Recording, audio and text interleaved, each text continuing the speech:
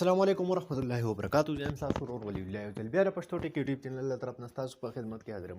ملګرو په نوې ویډیو کې ما تاسو لپاره داسې ښایسته اپلیکیشن راوړی دی چې په هغې کې تاسو په یو کلیک سره خپل تصویر چې دی هغه ډېر ښایسته کولی شئ، هغې له یو نوی لوک ورکولی شئ، یو نوی انداز ورله ورکولی شئ. څنګه که تاسو کتلی وي چېرته پخوانی یو تصویر تاسو سره د ډېر وخت نه بلیک اینډ وایټ تصویر دی ولې نه وي، نو هغه تاسو سمپلی په یو کلیک سره مکمل نوی کوئ، مکمل نایاب یو ناشنا لوک ورله ورکوئ. نو ویډیو تر اخره پورې وګورئ، ویډیو سکپ کوئ. خو دې نه مخکې تاسو ته درخواست کوم که تر اوسه تاسو زموږ پښتو ټیک یوټیوب چینل نه سبسکرایب کړی دا سبسکرایب کړئ او خوا کې د غنټۍ نشان هم کلیک کړئ چې زموږ نوې ویډیوز تاسو ته په وخت باندې دررسي. نو ملګرو دې لپاره به تاسو ته د اپلیکیشن ضرورت وي.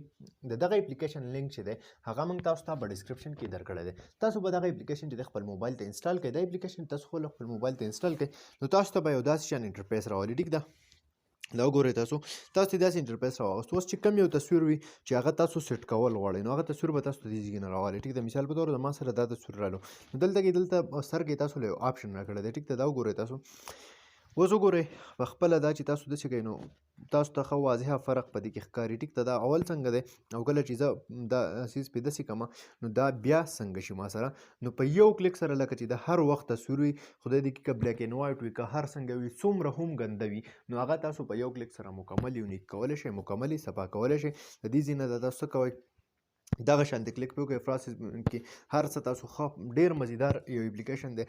یو خبره دا ده چې ډېر په اسانه سره پکې تاسو خپل عکسونه چې دي هغه برابرولی شئ، مطلب ستاسو ټایم هم نه خرابوي. او بله خبره دا ده چې کیږي هم ډېر په اسانه. دا وګورئ تاسو اولنی کوم تصویر چې دی هغه دا دی او دویم چې دی هغه دا دی. نو په دې دواړو کې به تاسو ته اوس واضحه د صفایي او د هر څه فرق لګي چې کم یو تصویر پکې څونه صفا دی. دا تاسو له سیو آپشن راکړی دی نو دې په ذریعې تاسو سیو کولی شئ. دې نه علاوه چاته یې لیږل غواړئ یا بل څه کول غواړئ نو هغه آپشن دله پکې هم شته دی. ټیک ده، دغه شانتې تاسو کولی شئ په دې طریقه د دې ځینې تاسو ډایرکټ فیسبوک ته یا څه ته چې لیږل غواړئ نو هغې ته یې هم لیږلی شئ. دا وګورئ چې چاته شیر کول غواړئ انسټاګرام، وټساپ یا بل څه باندې نو هغه هم د دې ځایګي نه کولی شئ. نو ډېر یو ښه اپلیکیشن دی، په یو کلیک سره تاسو خپل تصویر چې دی هغه مکمل بدلولی شئ. نو دا وانه ویډیو امید لرم چې خوښه شوې به وي. که خوښه شوې وي لایک یې کړئ، چینل سبسکرایبول مه هېروئ، د ملګرو سره یې شیر کړئ.